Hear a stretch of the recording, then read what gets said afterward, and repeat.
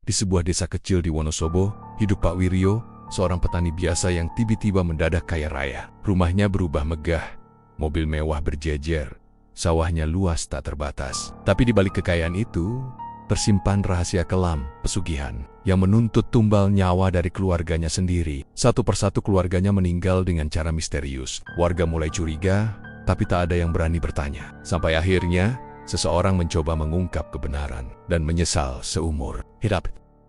Sebelum lanjut ke ceritanya, jangan lupa subscribe channel Mystery Story, tekan tombol like jika kalian suka dengan ceritanya. Dan silakan tulis di komentar jam berapa dan dari kota mana Anda menonton, dan pastikan tonton sampai selesai karena setiap detiknya penuh misteri yang belum pernah terpecahkan. Waktu itu aku masih SMA, umurku baru 17 tahun. Aku tinggal di sebuah desa kecil di Wonosobo, desa yang sepi, dikelilingi ladang sayur dan perkebunan teh. Udara di sini dingin, apalagi kalau malam. Rumah-rumahnya sederhana, sebagian besar berdinding, anyaman bambu, berlantai tanah, dan beratap seng atau genting tua. Hampir semua warganya bekerja sebagai petani atau buruh kebun. Hidup berjalan lambat, gak banyak yang berubah dari tahun ke tahun, kecuali satu hal, keluarga Pak Wiryo. Pak Wiryo dulu hanyalah petani biasa. Rumahnya kecil, bahkan terbilang paling sederhana di kampung. Dindingnya dari gedek, pintunya cuma papan tipis yang kalau hujan deras suka melengkung karena lembab. Halaman rumahnya cuma tanah liat, di pojoknya ada sumur tua yang airnya agak keruh. Dia tinggal di situ bersama istrinya, Bu Lastri, dan 3 anaknya, Rudi, Sinta, dan Andin. Kehidupan mereka biasa-biasa saja, kadang malah kekurangan. Aku masih ingat, beberapa kali aku lihat anaknya Rudi ikut bantu-bantu ngangkut hasil panen. Orang lain cuma demi dapat uang jajan, tapi semua itu berubah drastis dalam waktu yang gak masuk akal. Sekitar 6 atau 7 bulan kemudian, rumah kecil itu dibongkar habis. Awalnya, kami kira cuma mau diperbaiki sedikit, tapi nayatannya, dalam sekejap berdirilah rumah megah bertingkat. Dindingnya cat putih mengkilap, lantainya marmer putih dingin, yang memantulkan cahaya, jendelanya libar-libar pakai kaca tebal, dan pagar besi hitam tinggi yang gak pernah kami lihat sebelumnya di desa ini. Di depan rumahnya, terparkir mobil Alphard hitam yang kinclong, juga ada satu mobil pick-up baru, yang katanya untuk usaha. Yang bikin heran, perubahan ini terjadi begitu cepat. Semua orang di kampung tahu, membangun rumah seperti itu butuh waktu lama dan biaya yang besar. Tapi rumah Pak Wiryo selesai dalam waktu kurang dari 3 bulan. Dan tiap hari selalu ada tukang yang bekerja, seolah nggak pernah kehabisan bahan. Petawong, bahkan sebelum rumahnya rampung, mobil mewah itu sudah nongkrong di halaman. Sejak itu, kehidupan keluarga mereka berubah total.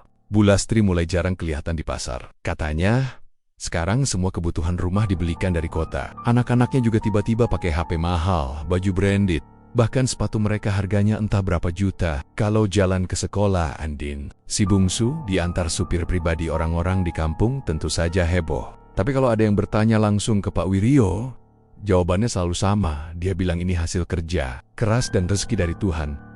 Katanya dia mulai bisnis jual beli hasil panen sayuran ke kota. Dan kebetulan dapat pembeli besar yang terus-terusan. Kedengarannya masuk akal.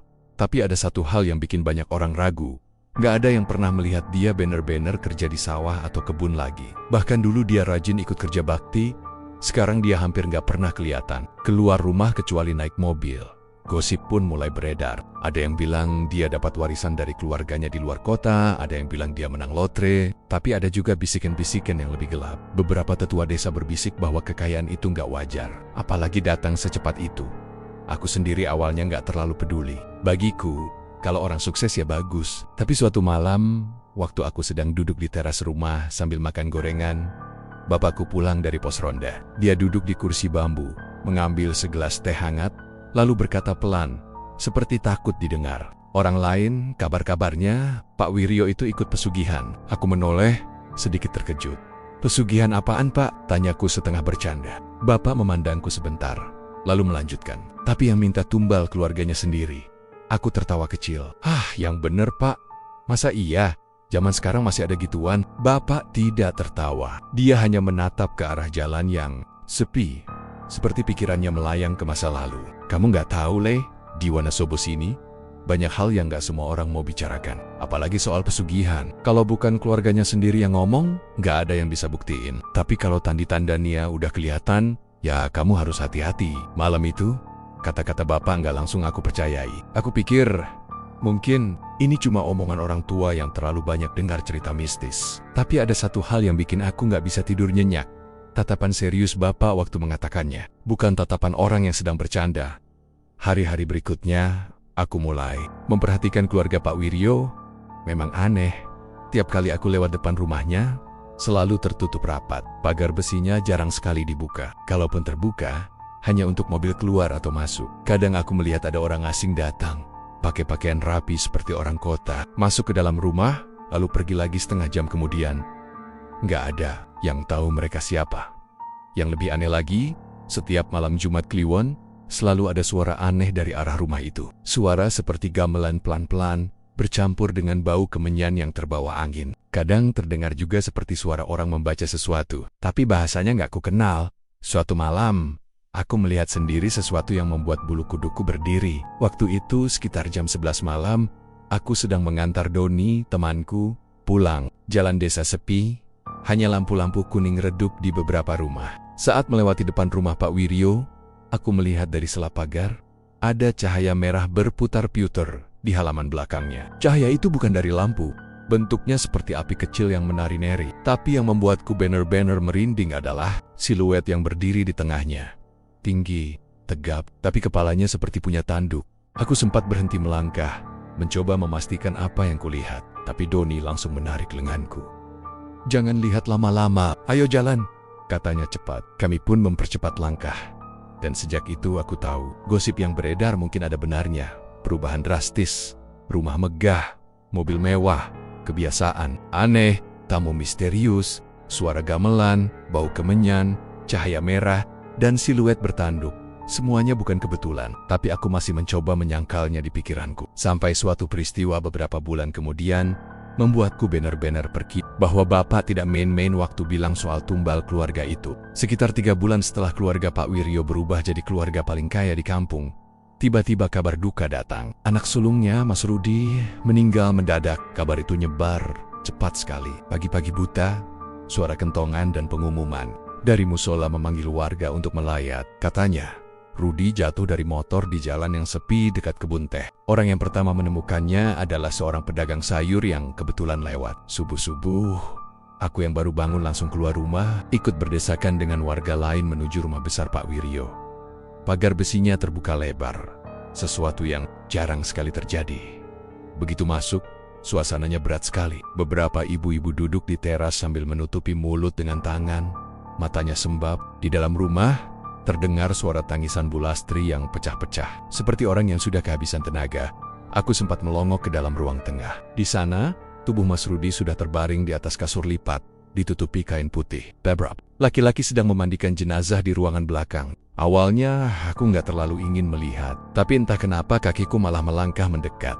Waktu kain penutup dibuka untuk dimandikan, aku terperanjat. Seluruh tubuh Mas Rudi penuh lebam biru kehitaman. Bukan cuma di kaki dan tangan, tapi juga di punggung dan dada. Lebamnya besar-besar, seperti bekas hantaman benda tumpul. Aku lihat juga ada sedikit darah kering di ujung bibirnya. Kalau memang dia jatuh dari motor, kenapa lukanya lebih mirip seperti habis dipukuli habis-habisan? Beberapa orang yang ikut memandikan saling pandang, tapi tak ada yang berani bersuara. Mungkin karena semua tahu siapa bapaknya, atau mungkin karena mereka nggak mau ikut campur. Polisi memang datang sebentar, tapi cuma untuk mencatat kejadian. Nggak ada pemeriksaan mendalam, nggak ada olah tempat kejadian perkara, nggak ada pertanyaan panjang. Mereka cuma bilang, kecelakaan tunggal.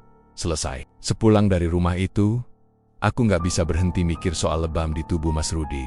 Dan ternyata bukan cuma aku yang merasa aneh. Di warung kopi milik Pak Surip, beberapa bapak-bapak kampung membicarakan hal itu sambil berbisik-bisik. Aku di pojokan, pura-pura sibuk main HP, tapi sebenarnya mendengarkan. Itu baru awal, ujar Pak Surip pelan, sambil melirik ke arah pintu. Seolah takut ada yang dengar. Apa maksudnya, Pak? Tanya seseorang. Pak Surip menunduk. Kelak, betul dia ikut pesugihan yang kayak kabar-kabar itu. Tumbalnya pasti mulai diambil satu-satu. Aku langsung teringat ucapan Bapak 3 bulan lalu. Dada rasanya dingin. Jadi ini yang dimaksud Bapak. Kalau benar, berarti yang mati nggak akan cuma Mas Rudi siang itu. Waktu aku pulang, Ucu Mendengar. Ibu sedang ngobrol dengan tetangga depan rumah, Bu Wati. Mereka bicara pelan-pelan, tapi aku masih bisa menangkap sebagian. Kemarin malam ada yang lihat dia loh, kata Bu Wati. Siapa? Tanya Pak Wiryo. Jalan sendirian ke arah hutan, bawa kendi hitam, tengah malam, ibu terdiam. Ya Allah, aku yang mendengar itu langsung merinding. Kendi hitam, tengah malam, apa hubungannya dengan kematian Mas Rudi beberapa jam kemudian? Aku tahu hutan yang dimaksud Bu Wati, letaknya di pinggir desa, dekat sebuah tebing yang jarang orang lewati. Di dalamnya ada mata air tua yang katanya keramat. Dulu waktu kecil, aku pernah dengar cerita kalau di sana sering ada orang mencari pesugihan. Katanya mereka melakukan ritual dengan memberikan sesaji ke penunggu hutan itu.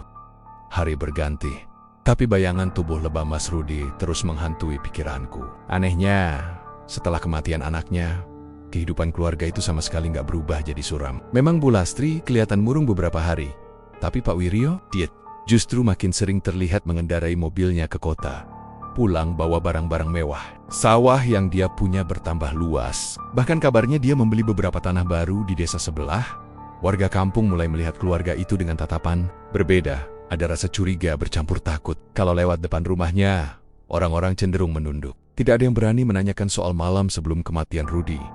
Dan anehnya lagi, setiap malam Jumat Kliwon setelah itu, bau kemenyan dari rumah Pak Wiryo semakin menyengat. Sampai bisa tercium dari jalan raya suatu malam. Sekitar 2 minggu setelah pemakaman Mas Rudi, aku nggak sengaja terbangun karena suara gong kecil dari kejauhan. Suaranya pelan, tapi jelas ritmenya seperti musik gamelan yang mengalun lambat. Aku keluar ke teras, mencoba mencari sumber suara. Mataku terarah ke arah hutan di pinggir desa. Di sanalah aku melihat cahaya samar-samar, seperti dari obor. Aku berdiri agak lama, dan meski sulit memastikan dari jarak jauh, aku merasa melihat siluet seseorang berjalan perlahan ke dalam hutan. Siluet itu membawa sesuatu di tangannya. Bentuknya bulat dan mengkilap, seperti kendi. Aku merinding seketika. Gambarannya sama persis dengan cerita Bu Wati. Dalam hati aku tahu itu pasti Pak Wiryo. Tapi entah kenapa aku nggak sanggup bergerak atau memanggil orang. Kaki terasa berat, napas jadi cepat. Setelah sosok itu menghilang ke dalam gelapnya hutan, suara gong pelen-pelen ikut hilang.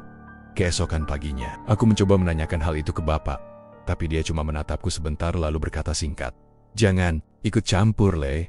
Ada hal-hal yang kalau kamu tahu malah bikin kamu susah tidur." Sejak kematian Mas Rudi, aku mulai sadar satu hal. Gosip di desa kecil jarang sekali muncul tanpa alasan. Dan kalau benar kata orang, kalau ini baru awal, maka tumbal berikutnya mungkin sudah ditentukan. Entah siapa yang akan diambil selanjutnya. Tapi satu yang pasti, malam-malam di kampungku nggak pernah terasa sama lagi. Ada rasa dingin yang lain. Bukan cuma dingin udara pegunungan Wonosobo, tapi dingin yang menusuk dari dalam tulang. Malam itu udara Wonosobo lebih dingin dari biasanya. Kabut tipis turun menyelimuti jalan desa, membuat cahaya lampu jalan yang redup terlihat seperti lingkaran samar di kejauhan. Aku baru saja selesai ronda malam bersama beberapa warga. Jam di HP menunjukkan pukul 12:30. Jalanan sepi. Hanya terdengar suara gesekan dedaunan pinus tertiup angin. Aku memutuskan mengambil jalan pintas pulang, melewati sisi hutan di pinggir desa. Biasanya aku jarang lewat sini sendirian malam-malam, bukan cuma karena jalannya sepi, tapi juga karena hutan itu punya reputasi aneh. Banyak cerita dari orang-orang tua soal penampakan, suara-suara gaib, dan bahkan hilangnya orang. Tapi malam itu aku nekat, karena jalannya lebih cepat dan aku sudah lelah. Langkahku pelan tapi pasti, mencoba mengabaikan rasa merinding yang mulai merayap di punggung. Angin malam masuk ke sela-sela bajuku, membuat bulu kuduk berdiri. Aku berut beberapa meter dari mulut hutan ketika telingaku menangkap sesuatu. Awalnya samar, seperti suara seseorang mengerang pelan. Aku berhenti, menajamkan pendengaran. Suaranya datang dari arah dalam hutan, ritmenya berat, seperti napas orang yang sedang kesakitan. Jantungku mulai berdegup lebih cepat. Aku berpikir, mungkin itu suara binatang. Tapi beberapa detik kemudian, suara itu berubah. Dari erangan, tiba-tiba terdengar tawa perempuan. Pelan tapi nyaring di tengah sepi malam. Tawanya panjang, bernada rendah di awal lalu meninggi, sebelum mendadak terputus. Tawa itu tidak terdengar seperti tawa manusia normal. Ada getaran aneh di suaranya, seperti menggema dari arah yang tidak jelas. Aku merinding setengah mati. Sempat ingin langsung berbalik, tapi rasa penasaran menahan langkahku. Aku pelan-pelan mendekat ke tepi jalan, mencoba melihat ke dalam hutan. Kabut tipis yang menggantung membuat jarak pandang terbatas. Dari balik pohon-pohon tinggi, aku melihat titik-titik cahaya kecil berwarna kuning. Semakin kupicingkan mata, semakin jelas bahwa itu adalah lilin-lilin yang disusun membentuk lingkaran di tanah. Di tengah lingkaran itu berdiri seseorang. Butuh waktu beberapa detik sebelum aku sadar. Itu adalah Pak Wiryo. Aku mengenali tubuh tegapnya, juga kain sarung yang biasa ia pakai. Tangannya memegang erat seekor ayam hitam yang tampak gelisah. Sayapnya mengepak lemah seolah ingin lepas. Wajah Pak Wiryo terlihat tegang. Matanya menatap ke depan seolah sedang berbicara pada seseorang atau sesuatu. Lalu aku melihatnya. Tepat di depan Pak Wiryo, di luar lingkaran lilin itu, berdiri sosok yang membuat napasku tercekat. Tubuhnya tinggi, mungkin 2 kali tinggi orang normal. Dadanya bidang, kulitnya hitam pekat seperti arang. Tapi kepalanya bukan kepala manusia. Bentuknya menyerupai kepala kerbau, dengan 2 tanduk panjang melengkung ke atas. Matanya menyala, menembus gelap malam, berkilat seperti bara api yang hidup.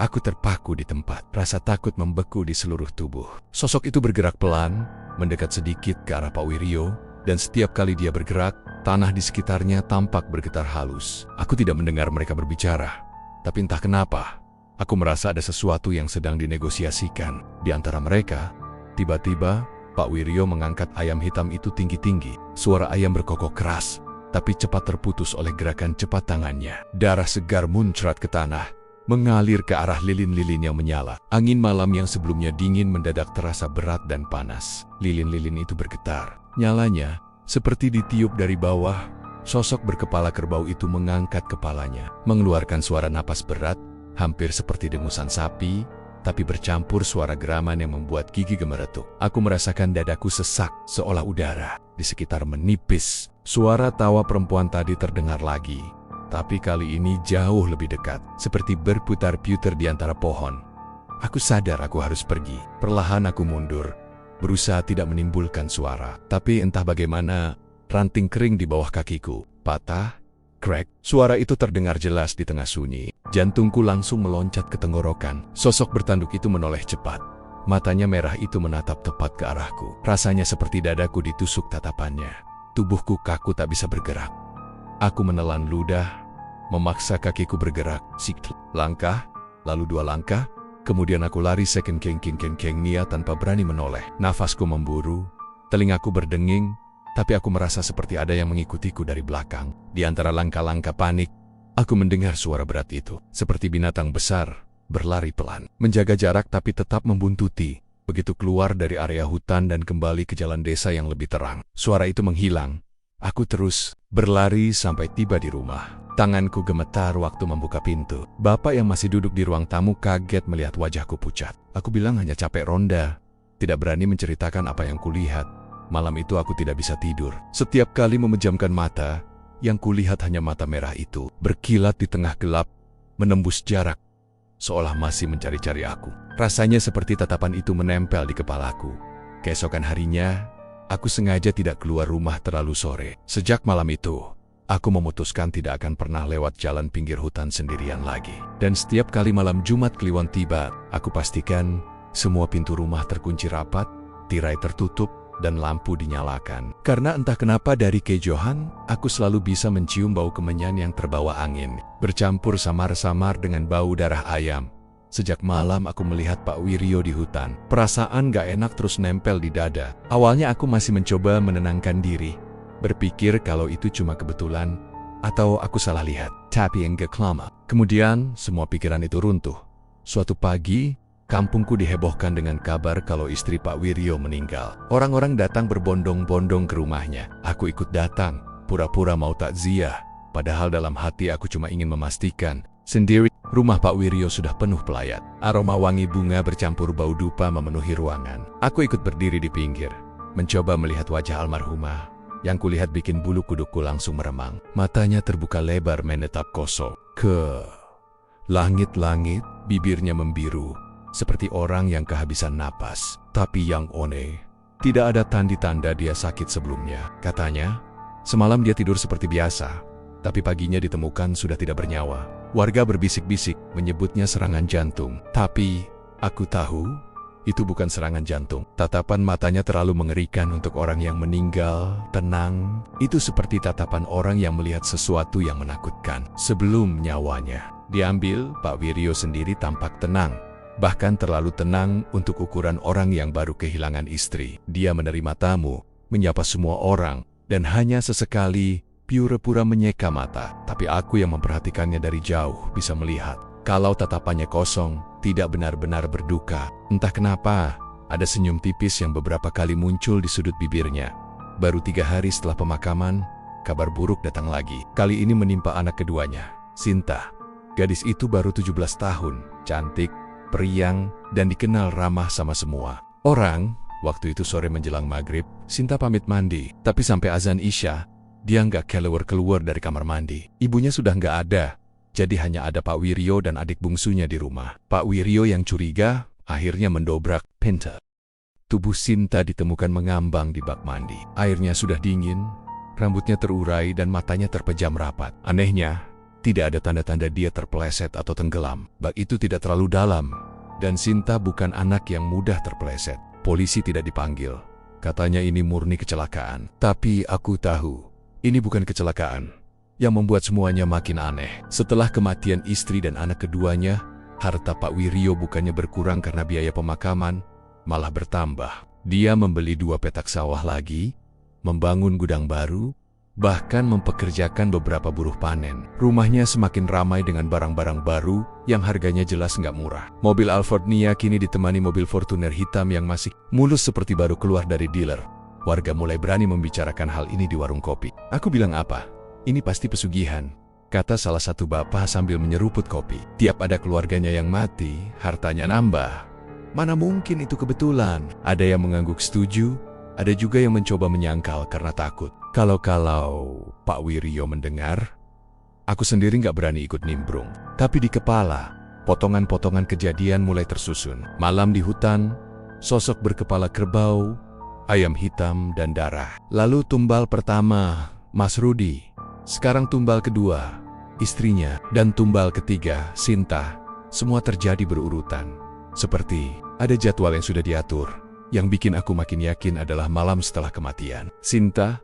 Aku nggak sengaja keluar rumah untuk mengambil jemuran yang lupa diangkat sore tadi. Angin malam bertiup pelan, tapi ada bau yang familiar. Bau kemenyan. Samar-samar, dari arah hutan, terlihat cahaya redup seperti lilin. Suara itu datang lagi, suara perempuan tertawa cekikikan. Aku merinding, buru-buru masuk rumah, mengunci pintu rapat-rapat. Beberapa hari kemudian, aku bertemu dengan Mbah Karyo, orang tua yang sudah lama tinggal di kampung ini. Dia dikenal sebagai orang pintar, tapi jarang bicara kecuali diminta. Entah kenapa, sore itu dia memanggilku waktu aku lewat depan rumahnya. "Koe ngerti itu, Le? Apa sing lagi kelakon karo keluarga Wiryo?" Tanyanya pelan. Acuku diam. Taya menghela napas panjang, lalu melanjutkan, "Itu pesugihan banyu petang. Tumbalnya keluarga sendiri, biasanya urut sesuai ikatan darah. Makin dekat hubungan darahnya, makin besar imbalannya." Aku tercekat mendengarnya. Kalau gitu, suaraku nyaris berbisik. Berarti masih ada yang bakal jadi tumbal lagi? Mbah Karyo mengangguk pelan. Anak bungsunya, atau kalau dia berani, bisa dirinya sendiri. Tapi bayosannya, orang yang udah kecanduan harta nggak akan mengorbankan dirinya. Mereka akan cari cara biar tumbalnya terus ada, meskipun itu berarti semua keluarganya habis. Malamnya aku susah tidur. Bayangan wajah Sinta, matanya yang dulu selalu berbinar kalau ketemu orang, kini berganti dengan wajah pucat tak bernyawa. Aku membayangkan bagaimana rasanya kalau jadi dia mati perlahan di bak mandi. Sementara orang yang seharusnya melindungimu malah mengantarkanmu ke kematian demi uang. Sejak itu, aku menghindari rumah Pak Wiryo. Tapi rasa penasaran dan rasa takut bercampur jadi satu. Aku tahu ini belum berakhir, karena kalau Mbah Karyo benar, akan ada tumbal berikutnya. Dan entah kenapa, aku merasa malam-malam hening di kampung ini akan segera berubah jadi mimpi buruk lagi. Malam itu, udara di kampung terasa angin yang biasanya membawa aroma tanah basah justru membawa bau anyir seperti darah. Langit gelap, tanpa bintang, dan bulan hanya setengah bulat menggantung pucat di antara awan. Doni mengetuk pelan pintu kamarku. Wajahnya terlihat tegang. "Jadi, kita jalan sekarang," bisiknya. Aku mengangguk. Meski sebenarnya hati ini sudah penuh keraguan, tapi rasa penasaran lebih kuat daripada rasa takut. Aku ingin tahu apa sebenarnya yang terjadi di rumah Pak Wiryo setiap malam. Kami berdua keluar lewat pintu belakang rumahku, menyusuri jalan setapak yang gelap. Lampu jalan di kampungku memang tidak banyak, apalagi di bagian dekat rumah Pak Wiryo. Bayangan pohon kelapa memanjang di tanah seperti tenggen tangan yang siap meraih siapa saja yang lewat. Doni berjalan cepat, sesekali menoleh, seakan takut ada yang mengikuti kami. Aku sendiri sibuk menahan napas, supaya langkahku tidak menimbulkan suara.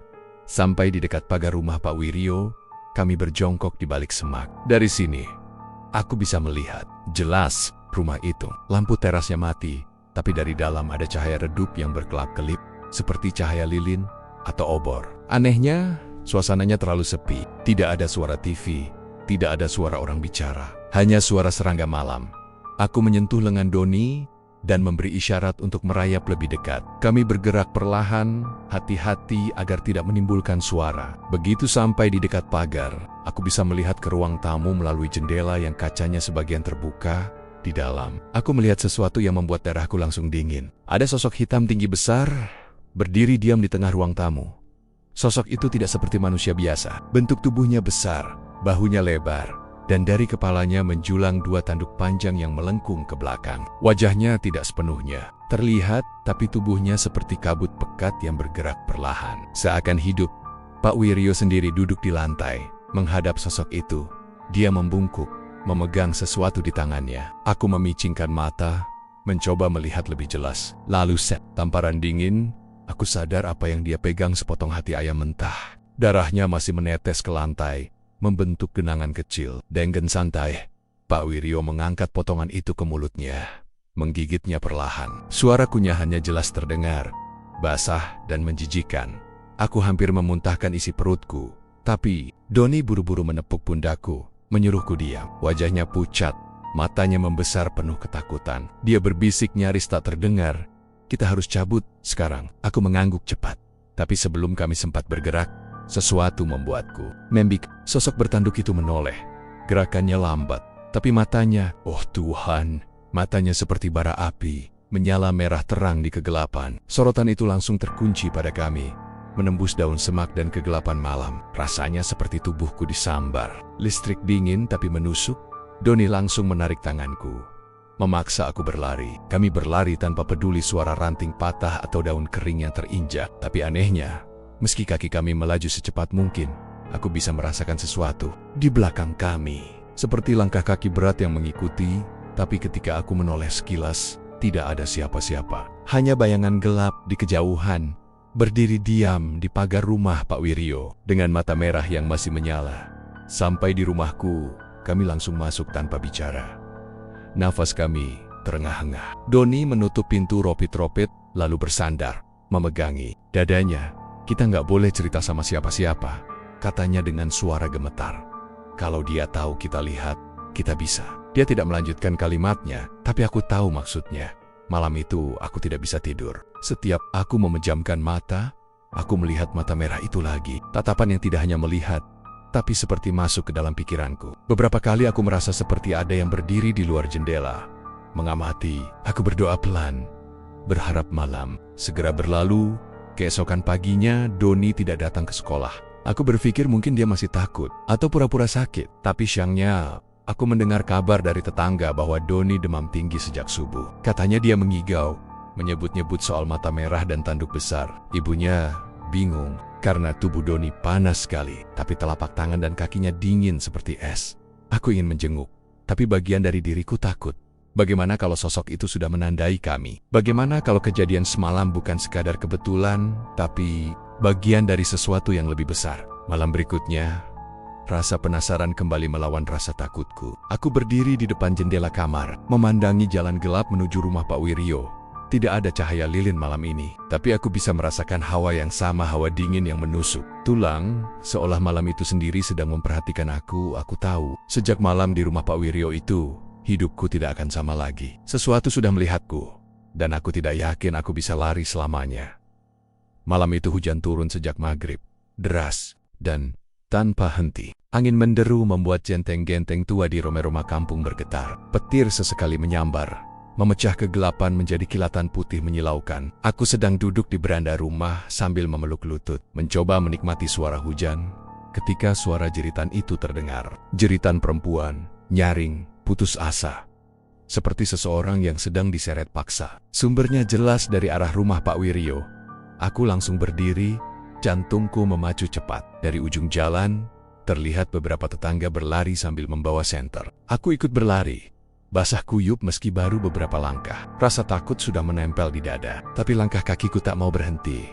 Begitu sampai di depan rumah Pak Wiryo, pemandangan itu membuatku kaku. Dia berdiri di teras, hanya mengenakan kaos lusuh yang menempel di tubuhnya karena hujan. Rambutnya basah menempel di dahi. Tapi yang paling membuat bulu kuduku berdiri adalah wajahnya. Datar, tidak ada ekspresi panik, sedih, atau marah. Hanya kosong, seperti patung. "Mana Andin?" teriak salah satu warga. Pak Wiryo hanya menatapnya sebentar, lalu mengalihkan pandangan ke jalan, seperti melihat sesuatu di kejauhan. Tidak ada jawaban. Hujan terus menghantam tubuhnya, tapi dia tetap berdiri tanpa bergerak. Beberapa warga langsung masuk ke rumah, mencari Andin di setiap sudut. Tidak ada tanda keberadaan. "God is it too." Sampai salah satu tetangga, Pak Darmo, keluar dengan wajah pucat. Nggak ada. Tapi kamarnya, ya Allah, katanya terbata. Kami semua masuk dan melihat sendiri. Di kamar Andin, lantainya basah seperti bekas seseorang diseret keluar. Di atas ranjang, bantalnya masih menyimpan cekungan bentuk kepala. Tapi di ujung bantal ada setangkai bunga melati segar, basah oleh hujan. Aromanya samar, tapi menusuk. Tidak ada yang berani bicara keras-keras malam itu. Beberapa warga berinisiatif mencari di sekitar rumah, bahkan sampai ke jalan menuju hutan. Tapi hujan dan petir membuat pandangan terlalu buruk. Pencarian dihentikan, menunggu pagi datang. Besok paginya, kabar itu menyebar cepat. Andin ditemukan. Aku ikut ke lokasi bersama beberapa warga. Di tepi hutan, di tanah becek yang dipenuhi dedaunan basah, tubuhnya tergeletak. Gaun tidurnya lusuh dan penuh lumpur. Di sekitarnya, bunga melati berserakan seolah sengaja ditaburkan. Wajahnya pucat seperti kertas Bibernia biru. Matanya terpejam, tapi di dahinya ada sesuatu yang membuat semua orang yang melihat bergidik sebuah tanda merah membara, berbentuk lingkaran dengan garis-garis aneh di dalamnya. Seperti cap, tapi tak seorang pun mengenali bentuknya. Aku berdiri terpaku. Hujan sisa semalam masih menetes dari dahan-dahan di atas kami. Aroma melati bercampur bau tanah basah membuat perutku mual. Seorang ibu-ibu menangis terisak di belakangku, memeluk tubuhnya sendiri. "Kasihan sekali, dia masih kecil," gumamnya. Polisi datang, tapi seperti kematian anggota keluarga Pak Wiryo sebelumnya. Mereka hanya mencatat sebentar lalu pergi. Tidak ada penyelidikan mendalam, tidak ada tanya jawab panjang. Warga mulai saling berbisik. Semua tahu, tapi tak ada yang berani mengucapkannya keras-keras. Ini tumbal terakhir. Sejak kematian Andin, wajah Pak Wiryo justru terlihat lega. Dia jarang keluar rumah, tapi sekali-kali terlihat berjalan ke sawahnya yang entah kenapa sekarang bertambah luas. Orang-orang bilang dia sudah memenuhi perjanjian pesugihan itu. Semua keluarganya habis, ditukar dengan kekayaan yang tak akan habis sampai mati. Malam setelah pemakaman Andin, aku tidak bisa tidur. Setiap kali aku memejamkan mata, aku teringat wajah pucatnya dan aroma melati yang mengikutinya. Lalu, aku teringat lagi tatapan mata merah yang pernah menatapku dari rumah itu. Apakah dia, makhluk itu, yang mengambil nyawa Andin, atau malah Pak Wiryo sendiri yang menyerahkannya? Sekitar tengah malam, aku mendengar suara langkah pelan di depan rumah. Aku mengintip lewat celah jendela. Di bawah cahaya remang lampu jalan, kulihat sosok Pak Wiryo berjalan pelan, memeluk kendi hitam di dadanya. Dia menuju jalan setapak ke arah hutan. Aku ingin memanggil, tapi tenggorokanku kering. Aku hanya bisa berdiri diam, memandang punggungnya yang semakin jauh. Entekan. Aku merasa perjalanan itu bukan perjalanan biasa, seperti dia akan menemui sesuatu, atau menyerahkan sesuatu yang tersisa dari dirinya. Beberapa hari kemudian, Pak Wiryo tidak terlihat lagi. Sawah dan rumahnya tetap ada, tapi pintu terkunci dan rumput mulai tumbuh tinggi di halaman.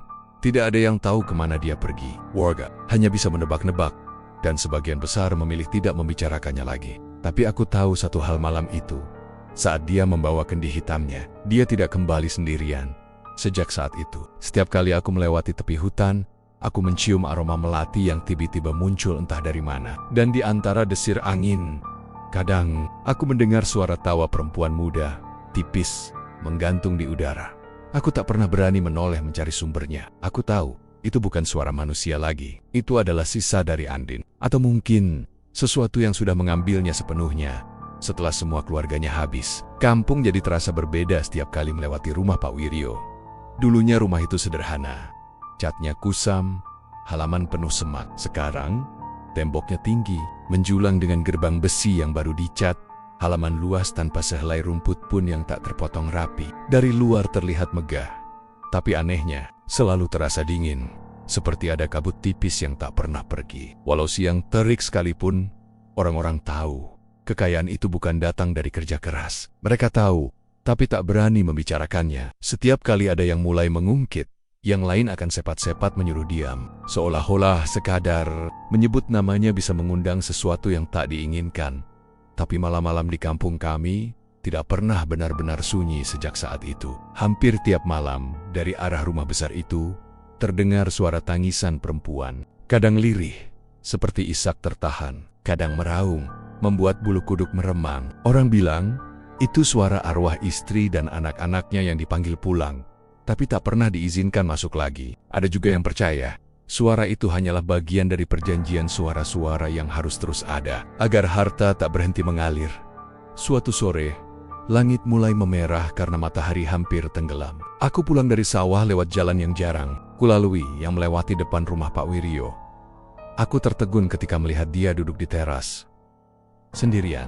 Tangannya memegang cangkir teh yang sudah berembun, mungkin karena lama tak disentuh. Dia menatap ke jalan, ke arahku.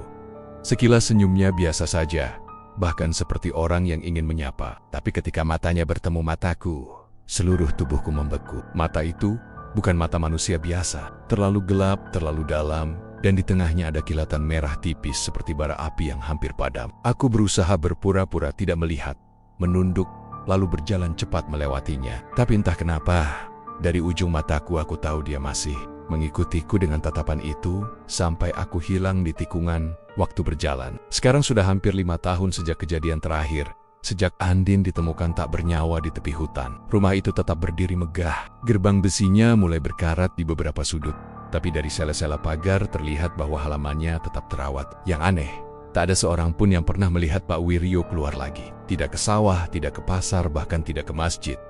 Namun, setiap malam ada tanda-tanda bahwa rumah itu tidak benar-benar kosong. Kadang tercium aroma melati yang terbawa angin sampai ke jalan. Kadang ada cahaya lilin yang menari-nari di balik tirai tebal. Pernah sekali, tengah malam, aku melewati jalan. Itu karena harus mengantar seseorang ke desa sebelah. Dari dalam rumah, terdengar bunyi sesuatu yang diseret. Lalu suara seperti orang berbisik dengan bahasa yang tak ku mengerti.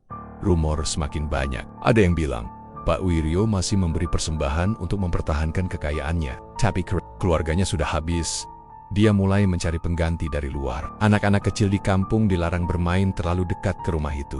Bahkan orang dewasa pun mulai memilih memutar jalan jauh daripada lewat depannya, apalagi malam hari.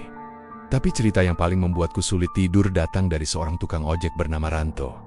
Dia bercerita kalau suatu malam, hujan turun deras, dan dia terpaksa lewat depan rumah itu untuk pulang. Ketika motornya melambat di depan gerbang, dia melihat sesuatu yang membuatnya hampir pingsan. Sebuah tangan pucat keluar dari celah jendela lantai 2, melambai pelan. Tangan itu kecil, seperti tangan anak perempuan, dan dari jarinya menetes darah yang langsung hilang begitu menyentuh tanah. Ranto bersumpah. Tepat setelah itu, lampu di lantai 2 padam, dan dari dalam rumah terdengar suara langkah kaki berat yang bergerak mendekat ke jendela. Dia langsung tancap gas tanpa menoleh lagi. Aku tak tahu seberapa benar cerita itu, tapi sejak mendengarnya, aku jadi sering mimpi buruk. Dalam mimpiku, aku berdiri di depan gerbang rumah itu, memandangi jendela lantai 2. Tirainya bergerak pelan, lalu sepasang mata merah menyala muncul di baliknya. Suara melati tercium kuat sekali, sampai membuatku sesak napas. Lalu suara perempuan berbisik tepat di telingaku, "Giliranmu sebentar lagi." Ada sesuatu yang membuatku yakin. Perjanjian Pak Wiryo belum berakhir. Kalau dia tak punya lagi keluarga untuk diberikan, mungkin makhluk itu akan menagih dengan cara lain. Dan siapa yang tahu, mungkin korbannya bisa siapa saja yang pernah tahu rahasia ini. Bahkan aku. Sekarang setiap kali aku berjalan sendirian, melewati jalan dekat rumah itu, aku merasa ada yang mengawasi. Bukan hanya dari dalam rumah, tapi juga dari bayangan di bawah pohon-pohon, dari kegelapan di sudut-sudut pagar. Aku sudah berjanji pada diriku sendiri, kalau suatu hari gerbang itu terbuka, aku tak akan mendekat. Karena aku tahu, sekali masuk ke sana, mungkin aku tak akan keluar lagi, setidaknya bukan sebagai diriku yang sekarang. Cerita ini mengingatkan kita bahwa kekayaan yang datang dari jalan sesat akan selalu menuntut harga yang lebih mahal dari apapun, bahkan nyawa orang yang kita cintai. Kalau kamu lewat Wonosobo dan melihat rumah besar yang sunyi di pinggir desa, mungkin itu rumah yang sama. Dan kalau tiba-tiba ada yang menatapmu dari dalam, jangan berhenti. Jalen Terima kasih sudah menonton channel Mystery Story. Terus dukung channel ini dengan cara komen, like, share, dan subscribe. Mohon maaf jika ada kesamaan nama tokoh, tempat kejadian ataupun cerita, itu adalah kebetulan semata.